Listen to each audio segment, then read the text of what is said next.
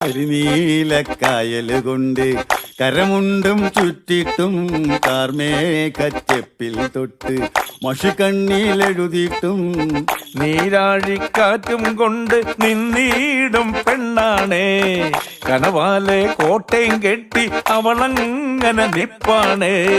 പറയാമാ പെണ്ണിൻ കാര്യം 17 പ്രായം. നേരാണ് നമ്മടെ കൊച്ചി, ഇവ നമ്മടെ മുത്താണേ. പറയാനുണ്ട് നമ്മടെ കൊച്ചി, കഥ ചൊല്ലാൻ പലതാണേ.